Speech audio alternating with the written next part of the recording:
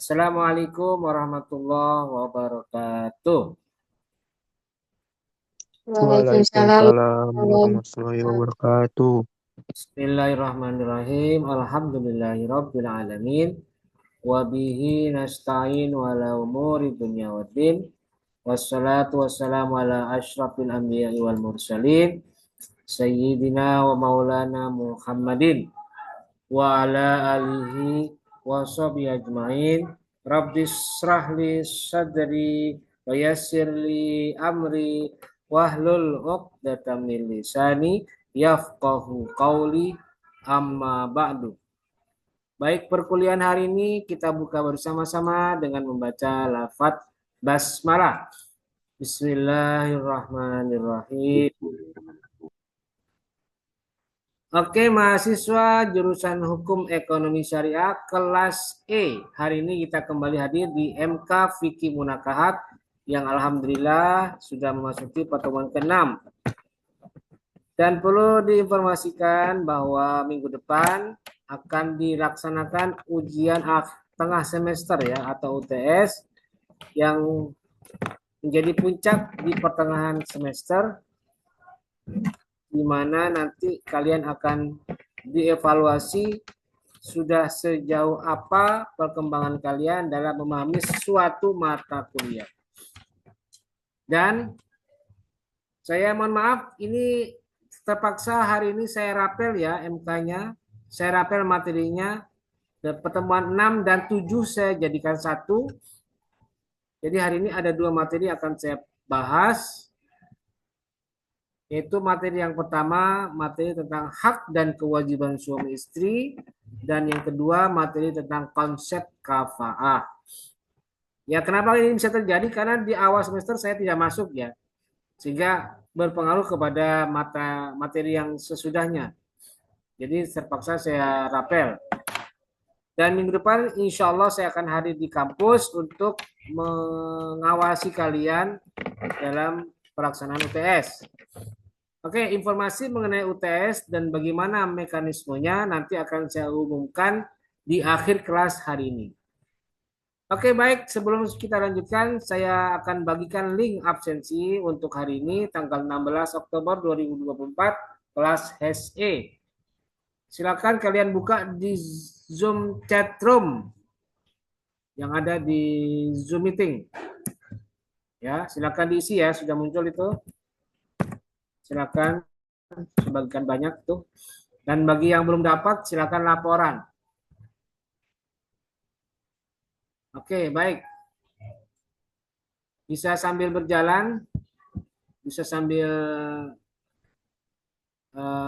kalian bisa sambil mengisi. Kita akan lanjutkan perkuliahan.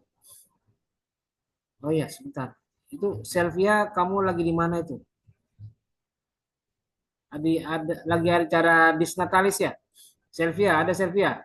Dengar suara saya, Selvia. Ada Pak, Kamu lagi di mana tuh? Di auditorium ya? iya Pak, lagi di rektorat. Acara disnatalis ya? Iya Pak, betul. Kita sambil ikuti acara disnatalis, kalian kamu ikuti kuliahnya ya. Iya Pak, siap. Baik, berikutnya saya akan pantau di sini jumlah kehadiran mahasiswa sudah yang mengisi baru 3 orang ya. Oke, saya lanjutkan untuk materi kita hari ini, yaitu tentang pertama tentang hak dan kewajiban suami istri dalam pernikahan, dan yang kedua adalah konsep kafah. Oke, saya akan bagikan linknya. Saya akan bagikan, saya share modul saya. Oke, perhatikan.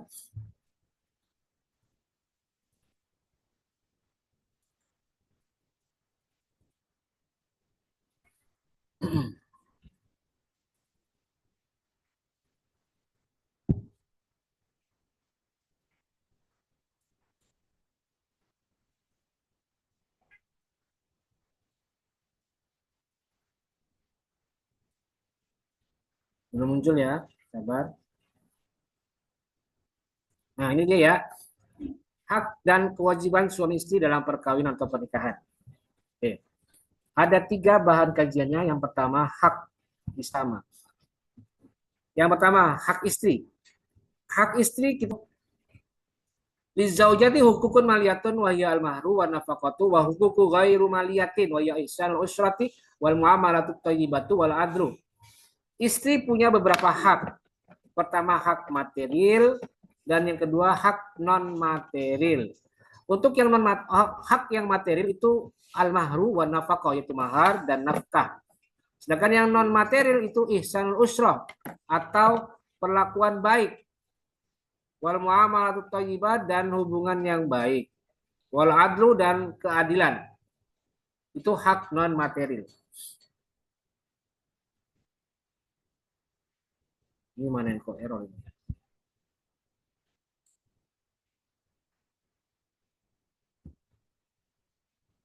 Tidak bisa dibuka ya. Oke, saya ulangi lagi. Kayaknya ada sedikit error.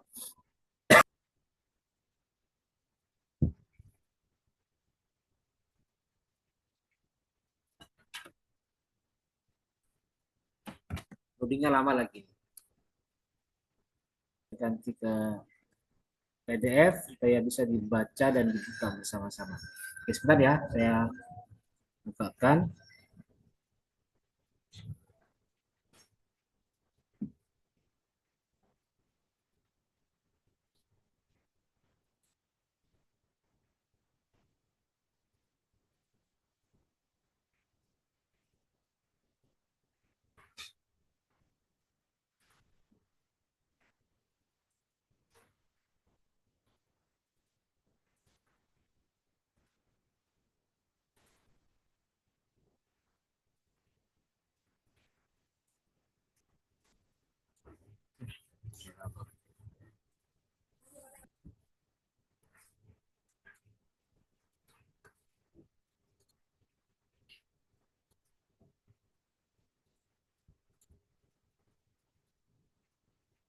Koneksi ini.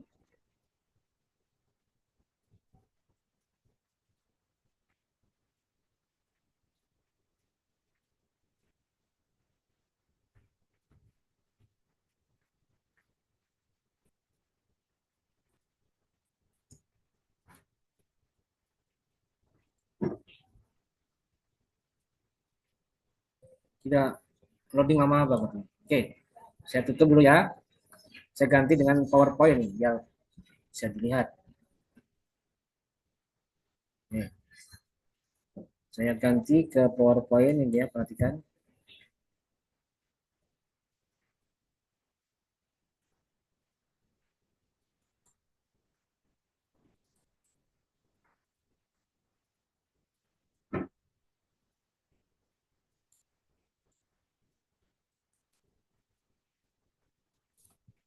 Oke, ini dia ya, kita muncul ya. Yang pertama, oke. Kita ambil dari Wabah Zuali halaman 317. Nah, sekarang berikutnya adalah tentang wamin ahammi hukuki zaujati bi ijazin lima sabaqa bayanuhu fi hadzal sya'ni. Yang termasuk ke dalam hak-hak istri itu adalah satu i'fafuz zaujati awil istimta'u, yaitu menjaga kesucian dan menggaulinya, menjaga kesucian istrinya dan menggaulinya. Itu hak istri. Istri punya hak untuk menjaga kesuciannya. Berarti bagaimana? Ya semestinya suami menyiapkan modal untuk istri bisa menjaga kesuciannya, menutup aurat, menjaga dari pandangan orang lain, menghindari agar tidak dipuji oleh orang lain, terutama laki-laki lain dan lain sebagainya. Karena itu suami harus menyiapkan, berikan pakaian yang layak, pakaian yang syar'i, pakaian yang bisa menutup seluruh aurat istri. Jadi seperti itu. Dan itu hak istri ya, mendapatkan kesempatan untuk menjaga kesucian dan menggaulinya dengan baik.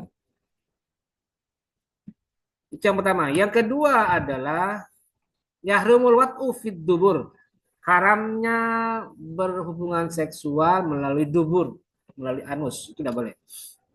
Yang ketiga adalah al-azzu atau istilah latinnya coitus interruptus, mengeluarkan sperma di luar vagina istri. Jadi sebenarnya suami itu punya cara atau laki-laki punya cara agar terhindar dari kehamilan, yaitu dengan cara melepaskan kemaluan suami pada saat mau inzal gitu ya. Inzal itu mengeluarkan sperma atau istilahnya ejakulasi. Ajal itu ejakulasi. Nah, pada saat mau ejakulasi, supaya tidak masuk ke dalam rahim istrinya, suami harus mencabut kemaluannya agar dikeluarkan di luar vagina. Itu salah satu cara tradisional untuk mencegah kehamilan. Ya, bagian dari program KB juga. Walaupun tidak safe secara 100% ya, karena bisa jadi inzalnya suami itu bisa terjadi pada saat ejakulasi, bisa belum ejakulasi. Dan itu bisa berpotensi menyebabkan kehamilan. Nah, proses ejakulasi yang disengaja yang dilakukan di luar vagina itu harus mendapatkan persetujuan dari istri. Tidak boleh suami itu main seenaknya sendiri, dia langsung cabut. Sementara istri sedang menikmati misalnya. Tidak boleh. Harus ada persetujuan dulu. Dan itu hak dari istri. Karena itu di sini hak istri disebutkan ada al-azlu.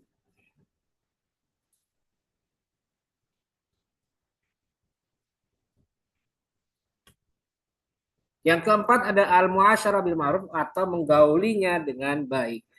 Jadi bukan cuma sekedar diberikan nafkah batin, tapi juga diberikan perlakuan yang baik, diayomi istrinya, dinasihati dengan kata-kata yang baik, gunakan pendekatan yang humanis dan lain sebagainya.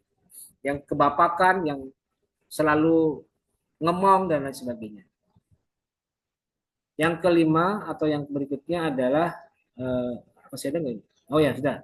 Tempat ya. Ini hanya 4 hak istri. Yang berikutnya adalah hak suami. Apa hak suami? Yang pertama, ta'atuz zaujati li zaujiha fil istimta'i wal khuruji minal manzili. Yaitu ketaatan istri pada suami dalam persetubuhan dan pergi keluar dari rumah. Itu ya, hak suami. Hak mendapatkan ketaatan dari istri. Yang kedua adalah al-amanah. Apa itu amanah? Yaitu antafadha ghaibata zaujiha fi nafsiha wa baitihi wa baituhu wa maluhu wa waladuhu atau wa baitahu wa malahu wa waladahu. Yaitu istri wajib untuk menjaga harga dirinya, menjaga nama baik perempuannya, menjaga nama baik suaminya, juga rumah, harta, dan anaknya ketika suaminya sedang tidak ada di rumah. Jadi wajib menjaga amanah suami, dan suami berhak mendapatkan haknya, menerima sikap amanah dari istrinya. Yang ketiga adalah al-muasyarah bil ma'ruf, sama seperti perempuan tadi ya. Jadi hak suami adalah mendapatkan perlakuan yang baik dari istri. Dan yang keempat adalah hak ta'dib. Suami berhak memberikan pendidikan kepada istri. Artinya ya rajin menasihati, rajin mengingatkan bahwa ini begini, ini begitu dan lain sebagainya. La fil maksiyah, kecuali suaminya menasihati dalam hal kemaksiatan, maka itu wajib untuk ditolak, tidak dilaksanakan oleh istri. Nah, itu hak suami. Dan berikutnya hak bersama. Hak bersama itu adalah hakul istimta'i wa mayat ba'uhu. Hak bersenang-senang bersama, jadi sama-sama menikmati, dan apa yang berkaitan dengan dia. Berkaitan dengan bersenang-senang. Misalnya hak menjaga marwah masing-masing. Nah, itu bersama, hak bersama itu. Hak menjaga aset masing-masing ya, misalnya rumah, kendaraan dan sebagainya itu bersama haknya untuk menjaga dan tidak dirongrong oleh pihak lain. Nah, itu hak bersama ya. Nah, kemudian kita lihat pandangan KHI tentang hak dan kewajiban suami istri dalam KHI-nya. Ada di pasal berapa? Pasal-pasal yang mengatur tentang hak kewajiban suami ada di pasal 77 sampai 84 ya. Nanti silakan kalian baca sendiri aja ya untuk pasal-pasalnya yang tentu saja itu berkaitan dengan bagaimana kewajiban suami, bagaimana hak suami, bagaimana kewajiban istri, bagaimana kewajiban istri dan bagaimana hak istri dijelaskan di situ termasuk juga hak atau kewajiban suami yang beristri lebih dari seorang di pasal 82. Nah, silakan kalian baca sendiri ya untuk materi KHI ini. Oke, yang pertama selesai, kita akan lanjut ke materi yang berikutnya yaitu tentang konsep kafa'ah ya. Oke, saya share konsep kafa'ah.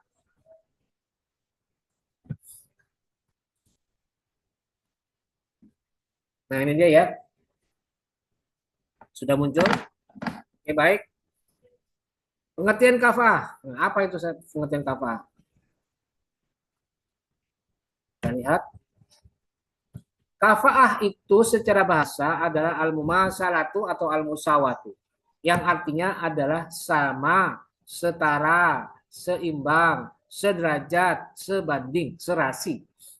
Sedangkan secara istilah, kafa'ah adalah al-mumasalatu bainaz zaujaini daf'an lil 'arif fi umurin maksusatin, yaitu persamaan antara laki-laki dan perempuan dalam perkara-perkara khusus untuk mencegah terjadinya aib.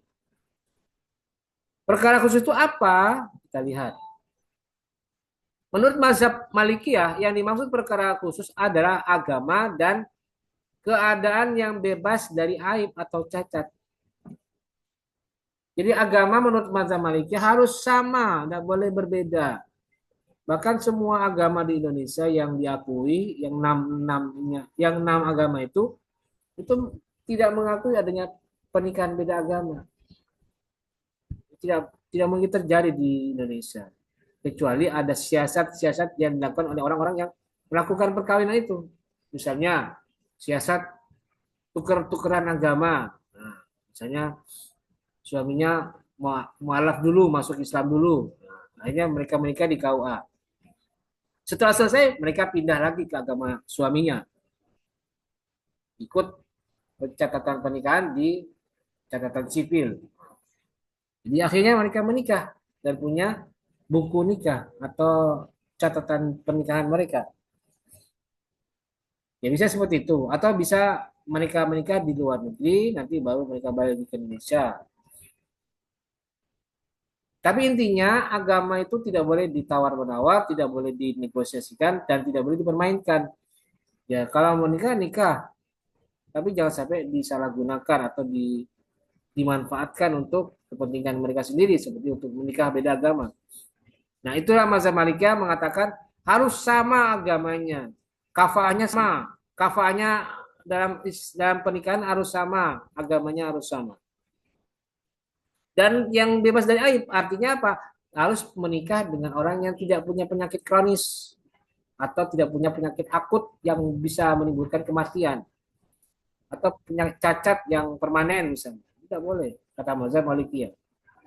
Sedangkan jumhur ulama mengatakan yang dimaksud perkara-perkara khusus itu adalah agama, nasab, merdeka, dan pekerjaan.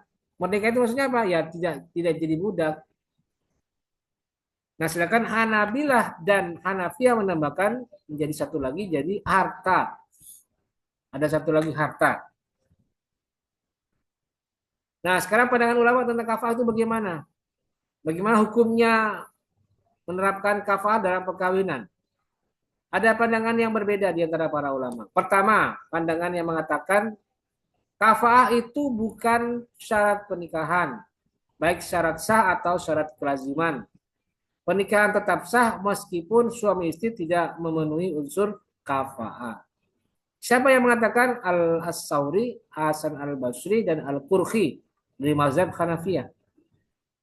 Sedangkan menurut jumhur ulama, kafa'ah itu merupakan syarat kelaziman nikah, bukan syarat sah. Jadi artinya ya boleh-boleh saja, karena cuma syarat kelaziman.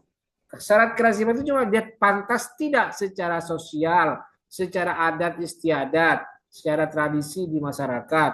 Itu saja. Toh tidak mengurangi keabsahan sebuah pernikahan jika mereka melakukan pernikahan seperti itu. Yang penting syarat dan rukunnya terpenuhi. Ada wali, ada dua saksi, ada calon suami, calon istri, dan ada mahar.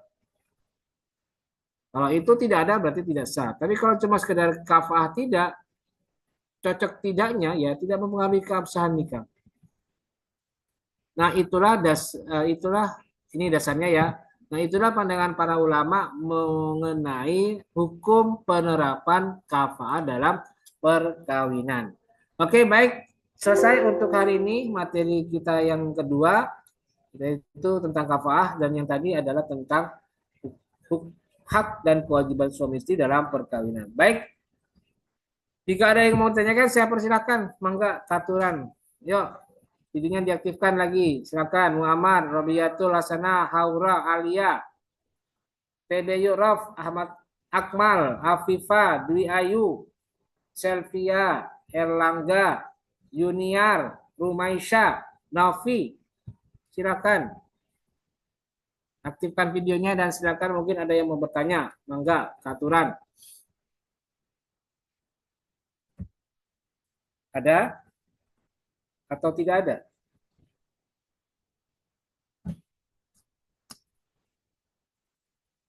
Muammar, barangkali Muammar. Ada Muammar?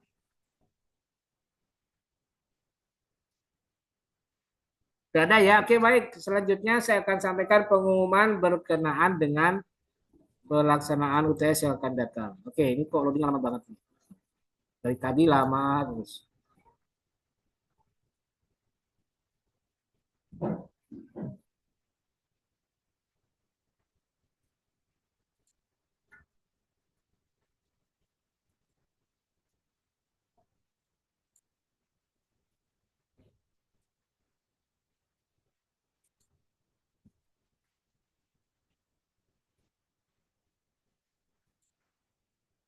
Ini saya share ya.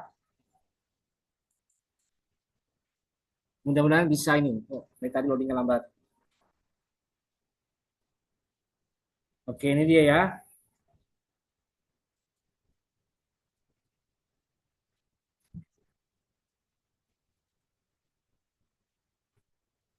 Kita bersabar sedikit ya. Ini lama. Nah, ini dia ya. Jadi untuk pelaksanaan UTS akan dilaksanakan pada hari Rabu tanggal 23 Oktober 2024 pukul 09.10 waktu Indonesia bagian Barat. Adapun prosedurnya adalah sebagai berikut. UTS dilaksanakan secara online, daring, dan dalam pengawasan secara offline atau secara langsung di kelas. Oleh karena itu, harap dipersiapkan perangkat penunjang UTS kalian masing-masing, seperti handphone atau laptop dengan koneksi internet yang baik. Jadi, nanti ujiannya tanpa kertas ya, atau paperless ya. Jadi nanti kalian tinggal siapkan HP, koneksinya bagus, lancar, dan tidak ada gangguan, atau laptop.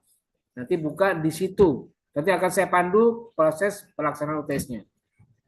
Kemudian waktu pelaksanaan UTS adalah 60 menit atau 1 jam, mulai pukul 9.10 sampai 10.10. Soalnya sebanyak 10 soal berupa benar salah atau true and false, dan 3 soal esai. Harap diperhatikan jam pelaksanaannya, mengingat UTS online dilaksanakan dengan waktu yang ketat dan terbatas. Jika melebihi batas waktu yang disediakan, otomatis jawaban UTS tidak dapat dinilai. UTS online bersifat tuntas seketika, artinya UTS ini tidak ada jeda waktu dan semua soal harus dikerjakan secara tuntas pada saat itu juga. Hindari membuang-buang waktu dengan membaca buku-buku referensi atau website yang berhubungan dengan mata kuliah selama ujian berlangsung. Jadi, tidak boleh buka-buka catatan ya, termasuk juga buka modul yang ada di HP. Tidak boleh, nanti akan saya awasi. Kalau kelihatan menggunakan HP, nanti akan ada sanksi, akan ada konsekuensi, misalnya berupa nilai yang diturunkan, nilai yang direndahkan. Kemudian, gunakan bahasa kalian sendiri, dilarang melakukan copy paste jawaban dari tempat lain. Dilarang juga bekerja sama dengan sesama teman, kerjakan sesuai hasil jerih payah kalian sendiri. Soal UTS hanya bisa dikerjakan dengan akun email resmi dari kampus berdomain @winbanten.ac.id. Di luar itu akan ditolak. Ya sama kayak absen biasanya ya, harus masuk ke GCR. Dan yang terakhir, jika terdapat kendala teknis lainnya dalam pelaksanaan UTS akan diatur kemudian. Oke, saya share ya, saya posting ya, supaya bisa dibaca semuanya secara jelas. Nah, sudah muncul ya, silakan dipelajari. Kalau ada yang mau bertanya, saya persilakan, mangga Katuran mengenai UTS. Ada kira-kira?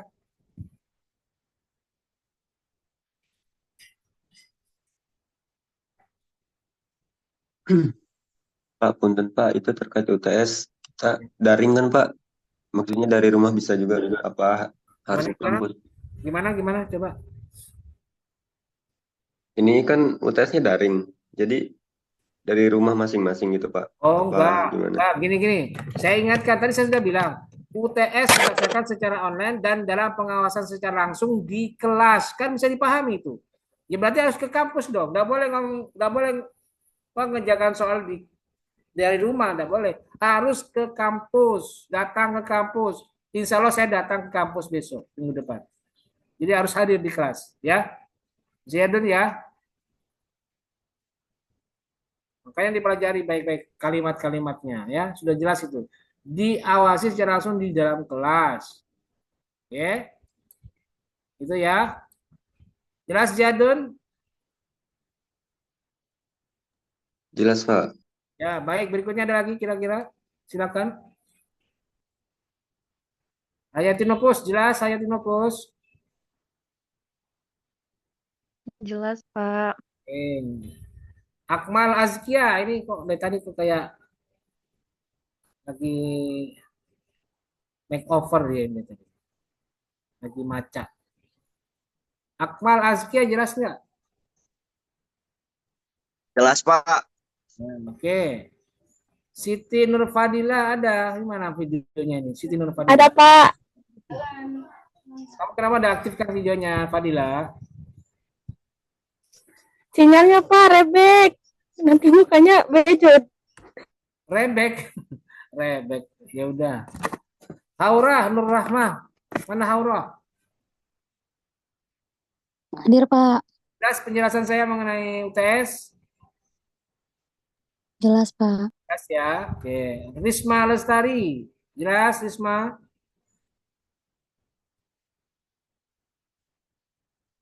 Mana Risma suaranya? Pak, Jelas ya, Risma? jelas, Pak.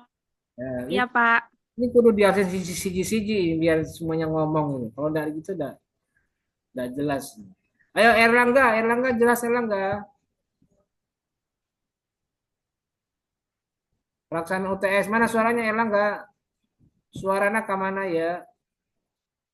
Jelas, Pak. Ya. Kenapa kok suaranya ke HP siapa itu tadi? Suara saya dibisain, Pak. Oh, bisa ya udah. Oke. Novi Dwi Agustin, Novi. Jelas Novi. Jelas, Pak. Jelas ya? Jelas. Oke, saya kira semua Ya. sudah jelas ya penjelasan saya mengenai UTS. Silakan dipahami baik-baik dan dipersiapkan semaksimal mungkin. Jadi bersumber dari pertanyaannya siapa tadi? Tadi siapa pertanyaan siapa tadi? Jadut. Saya dari situ saya langsung ambil penegasan. Jadi ujiannya itu memang online, tapi dilaksanakan di kampus dan harus di kelas dan tidak boleh dari rumah. Saya tidak akan terima.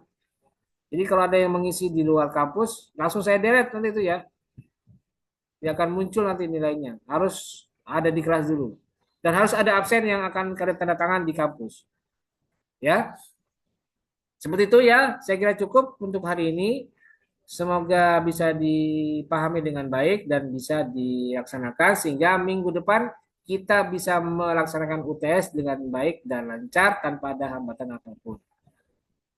Baik, saya kira itu untuk hari ini kelas MK Fikih Munakahat. Semoga singkat tapi padat dan semua bisa dapat informasi yang memadai untuk pelaksanaan UTS yang akan datang. Saya kira cukup dan mari kita akhiri perkuliahan hari ini dengan bersama-sama membaca lafaz hamdalah. Alhamdulillahirrahmanirrahim. Terima kasih. Wallahu muwaffiq ila aqwamit thoriq. Wassalamualaikum warahmatullahi taala wabarakatuh. Waalaikumsalam warahmatullahi wabarakatuh.